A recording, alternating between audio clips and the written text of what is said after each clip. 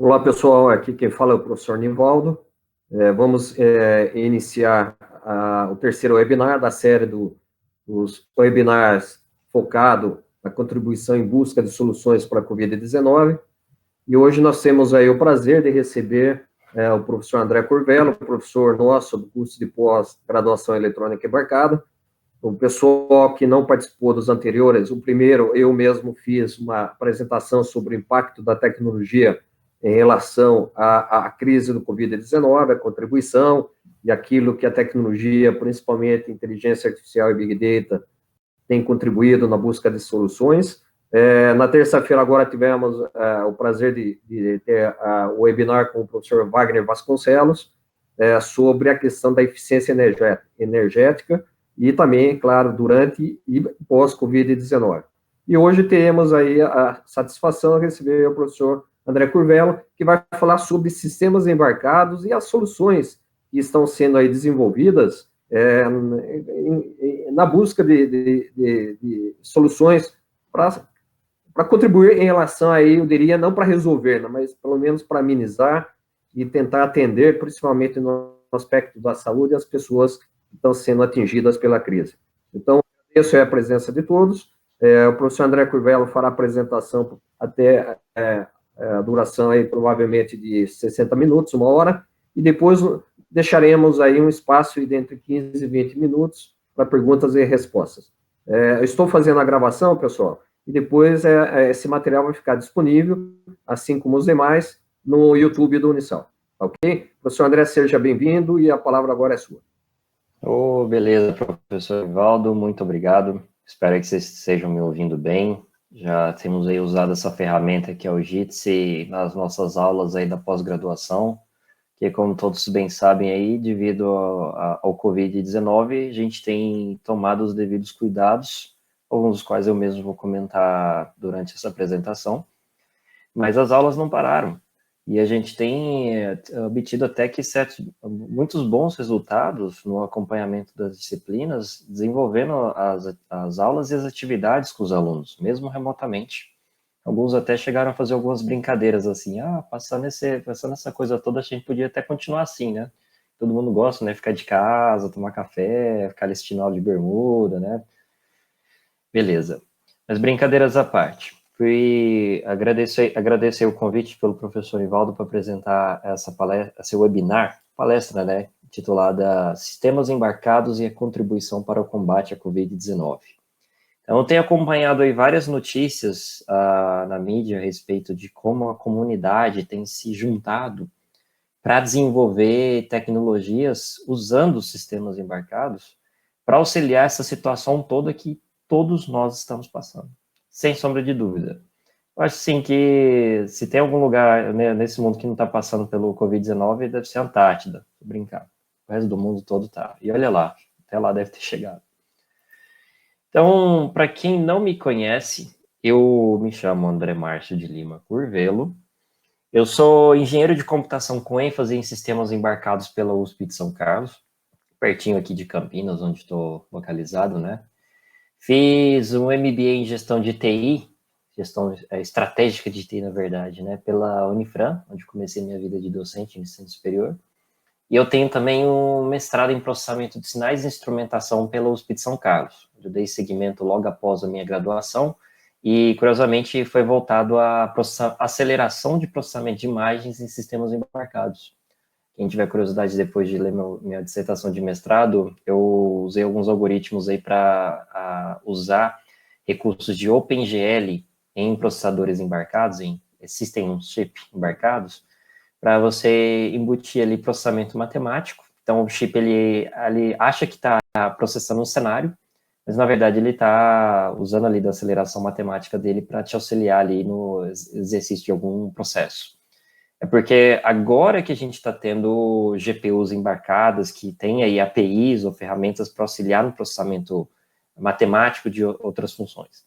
Mas até um tempo atrás, isso não era tão comum. E, na verdade, a grande maioria de processadores embarcados que têm a GPU embarcada, eles suportam a execução de OpenGL.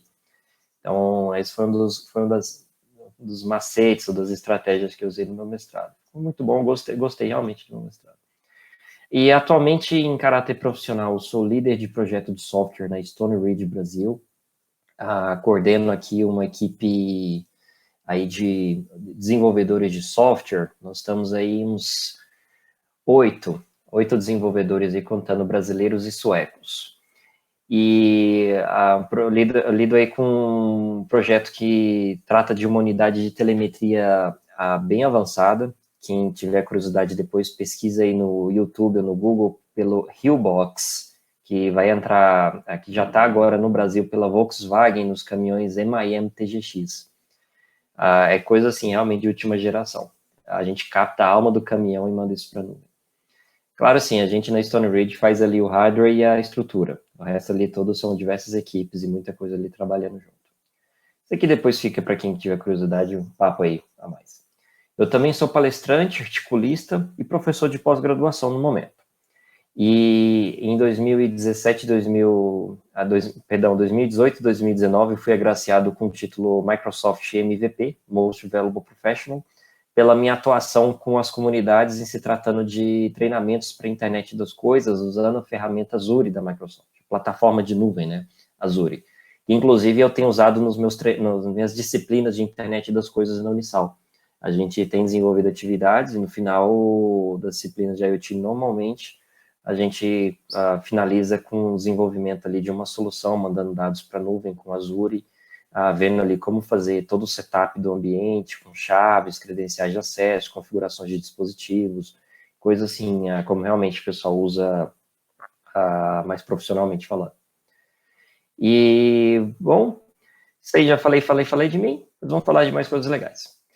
Eu gosto de abrir algumas palestras aí com umas palavrinhas motivacionais, já que fiz a deixa ali da Microsoft, eu sou fã, literalmente, do Satya Nadella, atual CEO da Microsoft. E ele soltou num dos Microsoft Build, eventos que eles juntam os desenvolvedores da Microsoft, desenvolvedores, entusiastas, pessoal da Microsoft, o mundo inteiro. Soltou essa frase que a tecnologia deve empoderar as pessoas. E isso é extremamente importante, isso determina como também a Microsoft tem se transformado como empresa, vídeo que a gente viveu hoje para ver Linux rodando no Windows. Então, eles têm agora mais uma visão, como é que fala, de união, de colaboração, de atuação em conjunto. E a visão do Satya não é diferente de forma de enxergar a tecnologia como uma forma de unir, empoderar as pessoas, dar às pessoas formas de atuar, de ter uma vida digna, de ter uma vida decente, de atuar, contribuir, viver em sociedade. E isso é o que, por exemplo, a gente tem visto com essa atuação colaborativa atualmente com o combate ao Covid-19. A gente está usando a tecnologia para permitir que as pessoas vivam com saúde, que as pessoas sobrevivam caso elas sejam contaminadas ou até mesmo estejam no estágio mais pior, estágio pior do Covid-19, ou seja, estamos trazendo poder às pessoas para viver, para sobreviver, para vencer essa situação toda. E o Covid-19, como tudo aconteceu, ninguém imaginava que a gente estaria passando isso meses atrás. Se você pegar qualquer um aqui, se imagine ano passado, novembro, dezembro, você não imaginaria que a gente estaria hoje muitos de vocês trabalhando em home office, em casa, trabalho às vezes passando aí por uns perrengues, a empresa aí às vezes está num clima um pouco incerto, as vendas estão indo muito bem, alguns comércios estão fechados, estão reabrindo devagar, as pessoas aí andando de máscara, tomando cuidado, venda de papel higiênico a rodo, álcool gel, então nem se fala. Ninguém imaginaria que a gente estaria passando essa situação toda.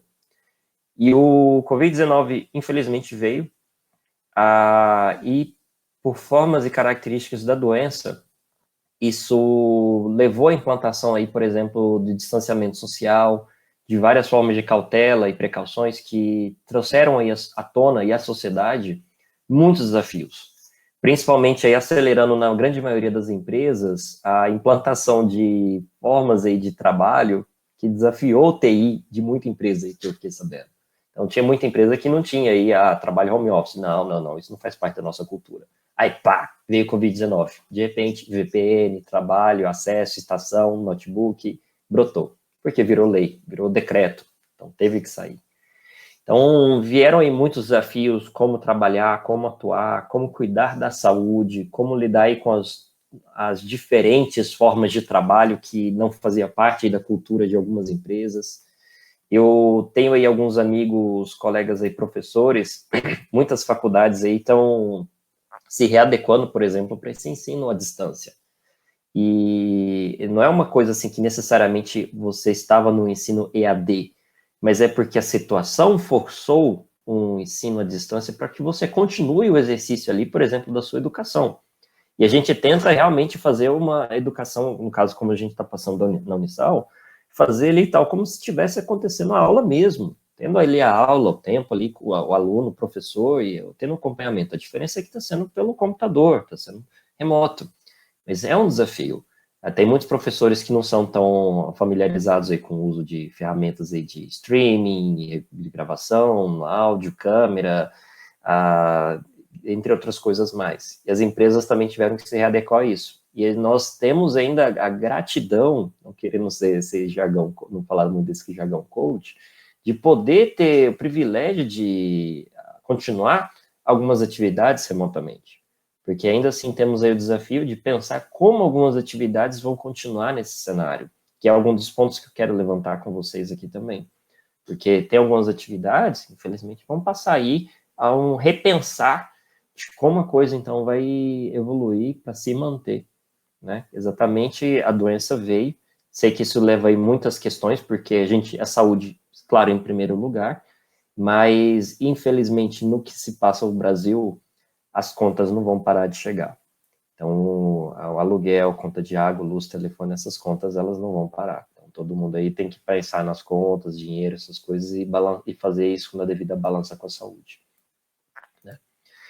E como que a gente pensa em combater o Covid-19? Primeiro de tudo, é a gente pensar o que é essa doença, quais são os sintomas e como que a tecnologia pode auxiliar nisso. Então, primeiro, a gente tem que pensar que, bom, eu vou falar aqui algumas vezes, para realmente martelar, que não é uma gripezinha, mas tem alguns sintomas muito comuns. O principal deles, na minha opinião, é a febre. Tanto é que tem sido até tópico aí de formas para vigilância de pessoas aí que vão adentrar ambientes, ter a medição da temperatura dessas pessoas. Fadiga é mais uma questão assim da pessoa ali, o sentir dela ali mesmo, falta de energia. Tosse é mais visível, né? Não tem como se esconder alguém tossindo, mas a febre, vocês vão entender em alguns slides como tem sido usado esse sintoma aplicado para monitoramento de pessoas potencialmente contaminadas com Covid-19. Mas o principal disso é você pensar, então, primeiro, um deles aí é febre. E o outro que também tem sido alvo de bastante atenção é principalmente no que diz respeito à dificuldade para respirar. Porque esse aqui é o que leva, por exemplo, ao uso dos respiradores no pior dos cenários. Então, a gente tem aí febre e, por exemplo, a dificuldade de respirar, que tem sido aí um dos principais sintomas. E também, não esquecendo, por exemplo, tosse, que é um dos principais vetores aí, por exemplo, para você contaminar, tossindo, expelindo o vírus no ar e contaminando as pessoas, e coriza também, que você vai ter fluidos ali saindo, você coça o nariz, passa a mão no rosto, encosta ali no outro lugar, dá um aperto de mão e pá, você passou o vírus adiante, por exemplo. Então, primeiro de tudo, começou com um distanciamento social. Tivemos um problema, a doença começou e ela tem aí uma taxa de contaminação relativamente elevada, então é uma doença que se espalha muito rapidamente, fez aí todo mundo virar mestre de estatística, né, acompanhando a curva com distanciamento, com quarentena, curva com e sem, como que tá a curva, todo mundo aí entrando no site de notícias dando F5 todo dia para ver os casos, contaminação, morte, infelizmente. Mas, primeiro de tudo, temos um problema com uma doença que tem uma taxa de contaminação muito alta. Então, como que a gente faz para barrar que a situação se piore? Evitar que as pessoas entrem em contato entre si. E isso é o nome bonito para distanciamento social. Infelizmente, só um problema, porque, querendo ou não, às vezes, o maior problema que tem tido uma dificuldade para entrar na cabeça das pessoas é que Para muita gente, a Covid-19 pode passar desapercebido. O problema, às vezes, você pegar a doença e passar ela para alguém, e esse alguém pode ficar internado na UTI com respirador. Porque esse é alguém, por exemplo, num grupo de risco, com um problema, com alguma complicação maior. Então, é o pensar social que fez muitos governos e pessoas também com devida responsabilidade adotar o distanciamento social. E como que a tecnologia entra na questão do distanciamento social? Primeiro deles é monitorar como que as pessoas estão. Exemplo disso é o governo de São Paulo fazendo uso de sinais de celular para monitorar aglomerações. Então, o governo começou a fazer parceria com as operadoras aí, juntamente com essa empresa chamada Inloco. Quem tiver curiosidade depois de pesquisar, eles fornecem essas APIs para como é que fala? Data mining, principalmente voltada à questão aí, por exemplo, de integração com APIs de operadoras, coisas assim do tipo. Então, se você entrar no site deles, eles já têm, por exemplo, aqui, ó, eu deixei um link aqui preparado para mim, eles têm aqui mapa de Covid-19. Então, eles estão aqui integrados junto com operadoras e alguns governos locais, e com isso eles têm também um mapa indicando índice de isolamento. Então, até com gráfico aqui, de 0% a 100%. A gente está aqui em 40%, 40%, dentre outros. E se você clica aqui, eles fizeram um site até que bem ágilzinho, né? Bem responsivo, as funcionalidades aqui gourmet, né? Que mostra aqui os dados coletados conforme as interfaces deles com cada local, né? Mas o interessante disso é que a maioria das pessoas tem um celular e anda com esse celular. E o celular está ali integrado com a operadora. Muitos desses celulares estão respondendo ali alguma API com o Google ou com a própria operadora, que faz uso de alguns recursos como triangulação para saber a localização aproximada daquele dispositivo. E você sabe dizer, então, por exemplo, a pessoa trabalha lá em São Paulo, às vezes ela mora numa região e vai para outra. Então, se ela está aqui, ela continua aqui, então quer dizer que ela está apresentando ali um isolamento, ela não está se deslocando. Mas se esse deslocamento acontece com maior ou menor frequência, então a aglomeração ali, o deslocamento da pessoa, é uma penalização nessa métrica, né, para ver ali que, opa, essa pessoa está se deslocando, ou tem muitas pessoas aglomeradas numa dada região, numa dada localização, por exemplo, numa região de comércio, numa região ali, sei lá, na Avenida Paulista da Vida e tal. É só uma forma de usar a tecnologia para monitorar. E o Google consegue muito bem fazer isso. Vide aí, por exemplo, como que o Google consegue monitorar trânsito, né? Já consegue ver localização dos celulares e saber onde estão mais ou menos pessoas. Outro caso também aí que salta aos olhos é, por exemplo, como a gente pode usar câmeras no cenário de smart cities para monitorar distanciamento social por câmeras. E aí, nesse cenário, por exemplo, fica interessante para vocês observarem como que a gente poderia, nesse caso, usar de câmeras para, num determinado ponto, as autoridades saberem se pessoas estão mantendo uma determinada distância ou não. Então, tem uma grande aglomeração de pessoas, ou as pessoas estão respeitando ali, acho que é 1, 2 metros de distância entre si. Então, se você tem ali um poste com uma câmera e um ponto de referência, né, você medir distância por imagem é um assunto polêmico, né? Mas você consegue ter mais ou menos uma noção por proporção da distância entre elementos que você identifica como sendo pessoas. Então, aqui tem um exemplo, por exemplo, aqui, ó, opa, se você pode até destacar por vermelho, por exemplo, risco, olha a proximidade aqui, olha o problema. Então, você pode até categorizar por imagem, né, uma distância saudável ou não, né? E se tiver uma aglomeração aqui, sei lá, já disparar um aviso para as autoridades, chega aqui, polícia, pede, galera, vamos para casa, toma cuidado, lava a mão, usa máscara. Ou até, assim, além de identificar se as pessoas estão ali muito próximas entre si, até mesmo identificar se as pessoas estão usando máscaras. Claro que isso levanta algumas questões aí que vão ao mérito da privacidade, mas a gente está numa situação que, infelizmente, alguns cuidados se tornam necessários para garantir um bem comum.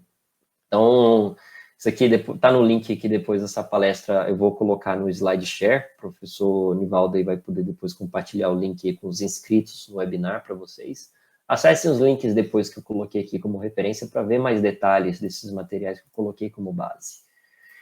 E o trabalho remoto, ele tem trazido aí muitos desafios para a grande maioria dos lares, que é você conciliar o trabalho com a vida pessoal. Muitos aí são pais, a criança ali, às vezes é difícil para ela entender que o pai está ali, ou a mãe, tá, gente? Eu não quero ser machista, por favor, tá? É só fazer o posto do hábito. O pai ou a mãe está ali trabalhando, não pode dar atenção no momento, não pode brincar, não pode fazer barulho. Então, como que a gente concilia isso? Como que é essa compreensão? Então, veja aqui um exemplo simples, mas bem prático, principalmente se você vive com mais pessoas na casa. Você pode colocar um pequeno semáforo, por exemplo, na porta do seu escritório, do seu quarto, do local que você vai estar trabalhando, para indicar, por exemplo, você está ocupado, não faça barulho àquela hora, você está livre, pode chamar, pode vir conversar, dentre outras características. Então, aqui é um exemplinho que você pode fazer com Raspberry Pi, com Arduino.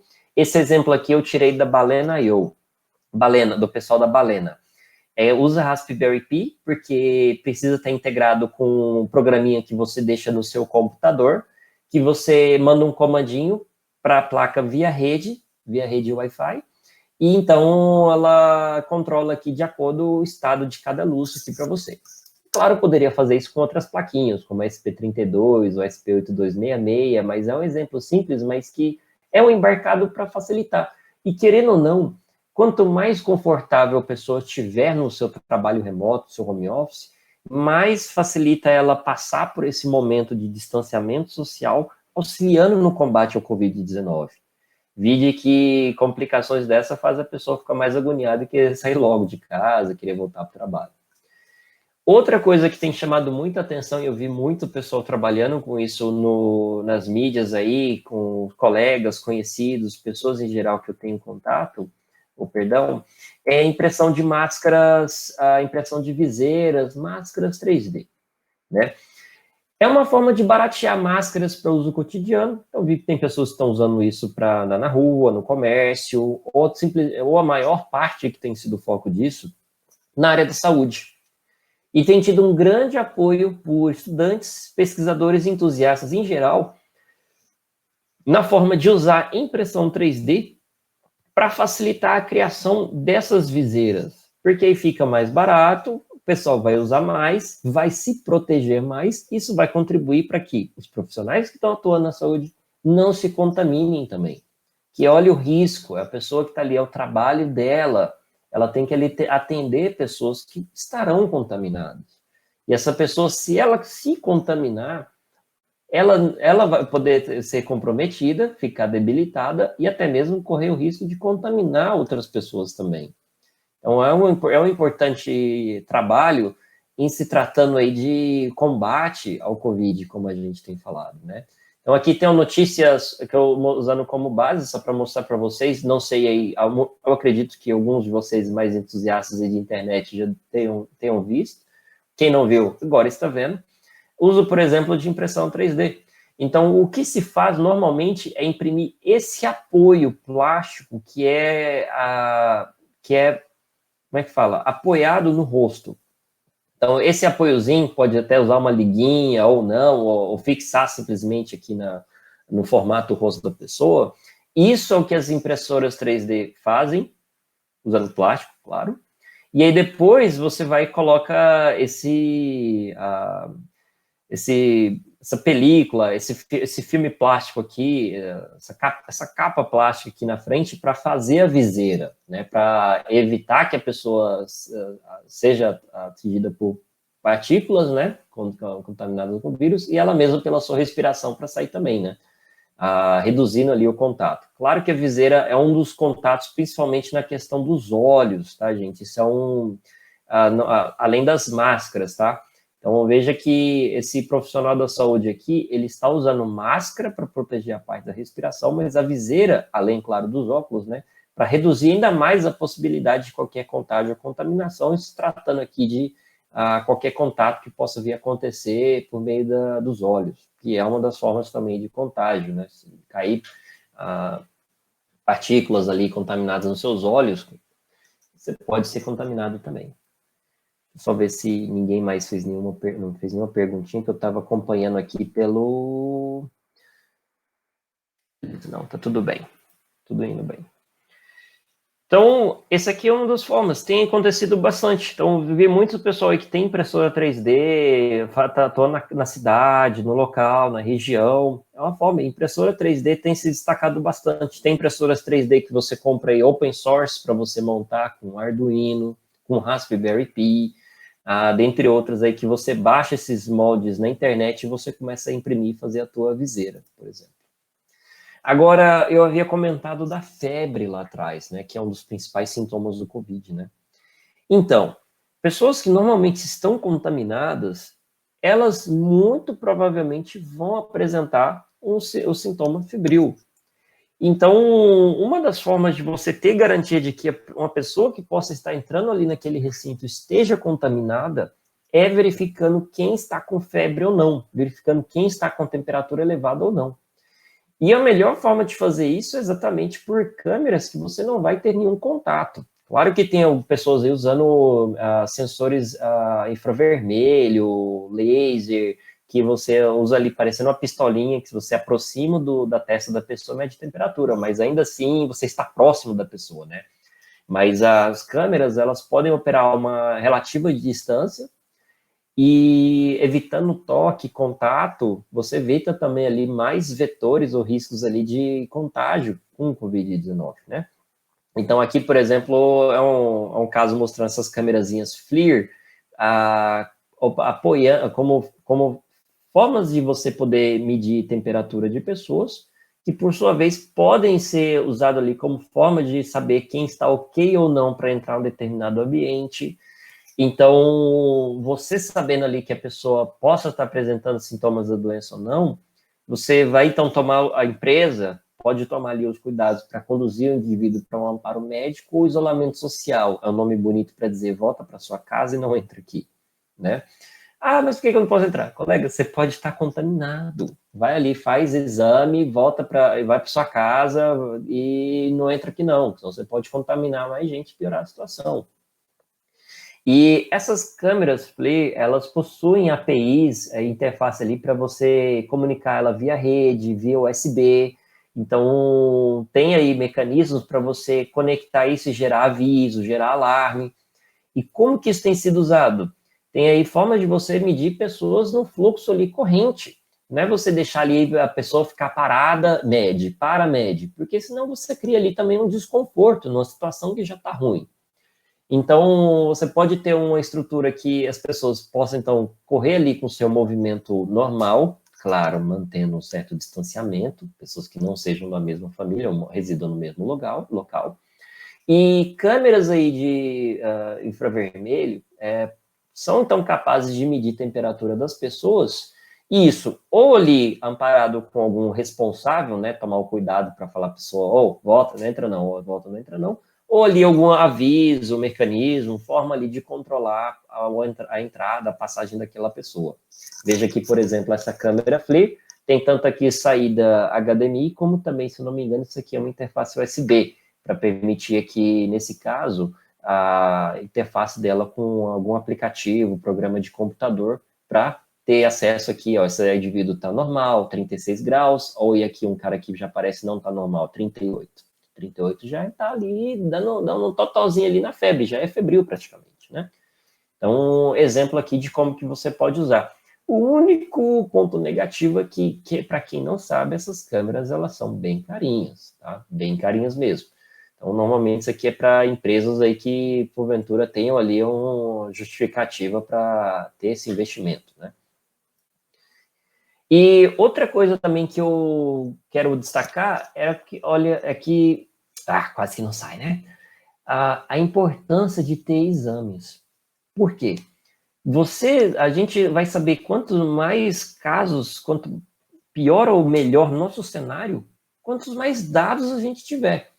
Então, Para a gente saber, por exemplo, a quantidade de pessoas contaminadas, ou até mesmo de óbitos, é porque essas pessoas passaram ali por um exame que comprovou ou não se ela está contaminada. E aí tem essa empresa, o HiLab, que desenvolveu essa estaçãozinha para exames clínicos, que tem na estação deles a capacidade de fazer medição para saber se a pessoa está contaminada ou não com Covid-19. E essa estaçãozinha deles é uma que pode ser instalada em empresas, em farmácias, em locais diversos. Se eu não me engano, o exame sai em cerca de 15 minutos. E, basicamente, essa plataforminha, você faz aqui uma pequena coleta de sangue, coloca numa ponta de prova aqui, que é inserida nessa base, que tem conexão com a internet. Essa base vai fazer o exame dessa ponta de prova, dessa amostra, e vai mandar isso para a nuvem do HiLab. A nuvem do HiLab vai usar as ferramentas ali de machine learning, de inteligência artificial deles, para auxiliar ali na avaliação e conclusão se a pessoa está contaminada ou não com Covid-19. Então, isso é aqui, por exemplo, uma aplicação junta de internet das coisas, que é um elemento aqui conectado, inteligência artificial com isso rodando aqui na nuvem, para auxiliar no processamento desses exames e retorno disso para o paciente, para a pessoa ali que está fazendo o exame clínico, né? Mostrar aqui para vocês rapidinho, só um momento.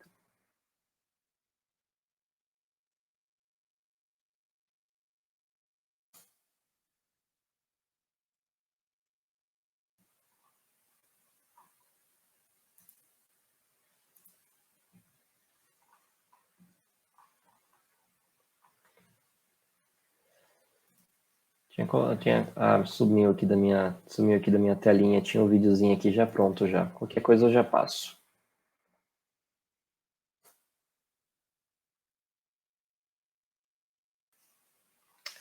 Isso aqui eu mostro depois. Tinha achado um videozinho aqui que já até mostrava como é que era mais ou menos mas tem o site deles depois para vocês acessarem, né? Que mostra aqui detalhes de como que é feito o exame, como que isso pode ser, então, contratado para farmácias, empresas, locais gerais, né? Então, você tem essa pontinha de prova que você coloca aqui a fita com sangue, um pequeno sangue ali coletado no momento, e a estaçãozinha deles vai fazer a análise daquela amostra e vai mandar isso para a plataforma deles no nuvem, né? Então, interessante que também essa HiLab é uma startup brasileira. Então, isso aqui apareceu em vários sites de notícias, pelo destaque, eles estão crescendo aí adoidado, porque o governo, empresas, centros de saúde, hospitais, tudo estão doidos atrás de exames. Está faltando exame para atender a demanda do Covid-19. Então, eles surgiram com essa ferramenta aqui, que fornece isso com uma velocidade relativamente rápida, desde 15 minutos, e estão crescendo, acho que num ritmo de 30%, para vocês terem noção, essa startup. Então, eles estão correndo aí para atender a demanda, e é um exemplo de, como eu falei, IoT e IA. E por que é importante ter dados? Quem não viu o seriado Chernobyl, eu recomendo ver.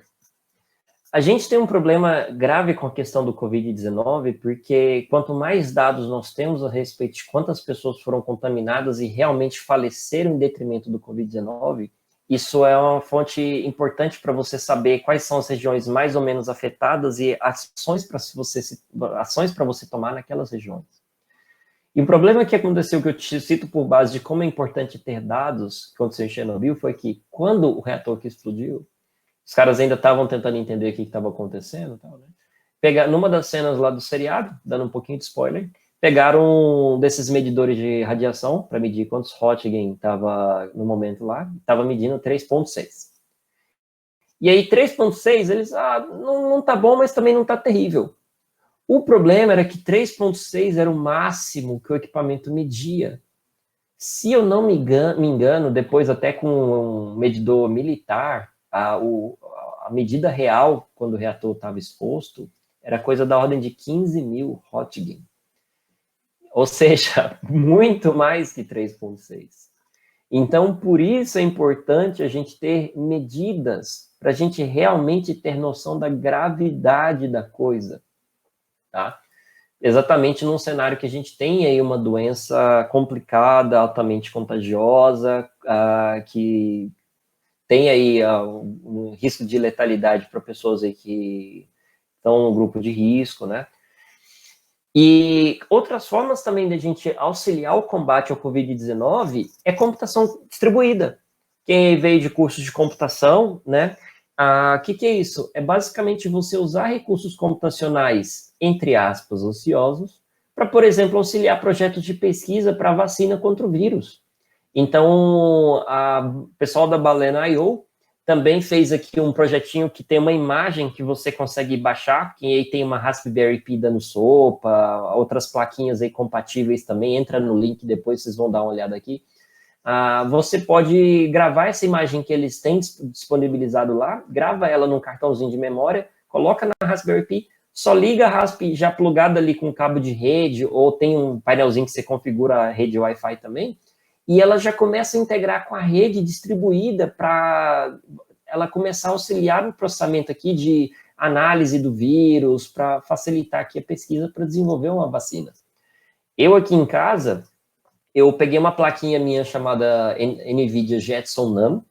Pensa nisso como se fosse o BOP das plaquinhas embarcadas, né? Você vê que ela é até preta, né? Isso aqui falta só ter um desenho da caveira, esse negócio aqui é um monstro. Meu Deus, isso aqui é tinhoso, em forma de placa embarcada. Tem uma imagem deles, do Balena, que é exatamente voltada para Jetson também. Tem para Raspberry Pi, tem para outras plaquinhas também.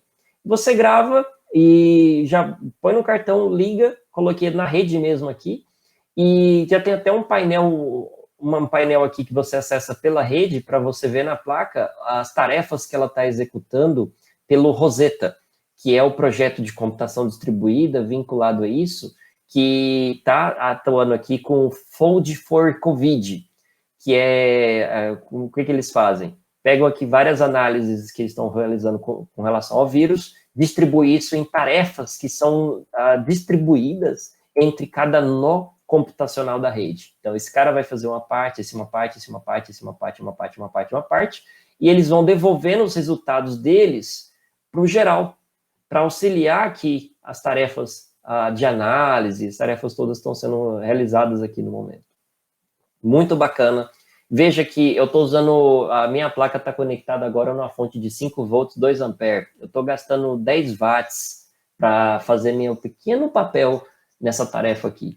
É uma forma de a gente também ajudar no combate. E eu gosto muito, quem me conhece aí nas mídias sabe que eu tenho falado bastante de drones. Então, drones também podem ser usados, são sistemas embarcados estado da arte, vide a complexidade de você manter um quadricóptero no ar, com toda a estabilização, malha de controle, eletrônica para você controlar esses motores ESCs e tudo mais. Então, por exemplo, o Rio de Janeiro estava usando drones com alto-falante para desfazer aglomerações. Então, percebe ali que tem um grupo das pessoas ali fazendo a feira, pôs as cadeiras fora de casa e tal, tasca o drone para lá. Um drone desse aqui tem um raio de alcance de cerca de uns 7, 8 quilômetros, para vocês terem noção, uma VIC-2 Enterprise. Isso aqui fácil, ele tem um raio de 7 quilômetros de ação.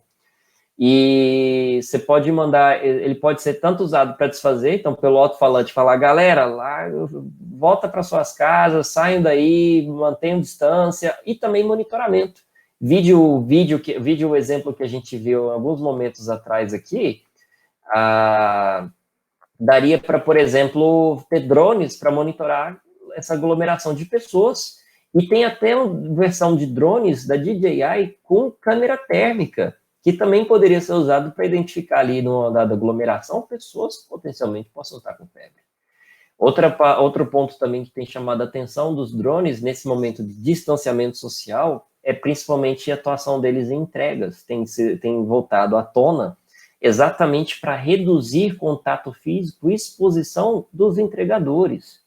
Então, é complicado isso que agora, assim, eu estou em casa, mas você faz um pedido ali no iFood, no Uber Eats, aí vem o entregador ali ter contato contigo, que já entregou ali uns 10, 15 pedidos em várias casas diferentes, você não sabe quais são as outras casas, os lugares que ele passou.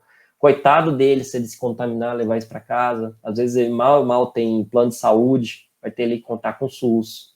Então, isso Não vou entrar no mérito aqui da questão de emprego ou desemprego, o meu mérito aqui é principalmente na questão de redução de exposição e risco. Infelizmente, você colocar um drone, você vai tirar o entregador que teria isso como fonte de renda. Mas eu gostaria de pensar em capacitar e colocar esse entregador para fazer outra coisa ali, uma tarefa que possa até mesmo lhe render, lhe permitir ter mais renda. Tá? Então, mas esse é um dos pontos que tem voltado à tona agora. E no que a gente tenta evitar contato físico, há um tempo atrás já começou essa ondinha dos cartões de pagamento por proximidade, agora mais ainda começou a vir à tona para você evitar contato. Então você vai ali no lugar, compra suas coisinhas no mercadinho, aí você vai pagar. Aí você vai pagar, você às vezes tem que enfiar seu cartão na máquina, digitar ali numa máquina que passou por várias outras pessoas digitando aqui também, e a gente está no momento que a maioria está andando com álcool gel, de máscara e tal, aí você vai, encosta ali, digita sua senha, dá ok, tira o cartão, você não sabe se você pegou ali, se contaminou, ou alguém passou ali contaminado, sei lá. Pagamento por proximidade, você não precisa encostar no aparelho para pagar. Então você usa seu celular ou você usa seu cartão, não encosta, paga e segue a vida. Então evita mais ainda uma chance ali de você ou contaminar ou ser contaminado, né? E para finalizar a onda dos embarcados, aproveito para falar de respiradores, que foi um tópico que pegou muita atenção, porque virou realmente uma colaboração mundial para desenvolver aparelhos mais baratos para auxiliar quem está na linha crítica, que é quem não tem condição de respirar por conta própria.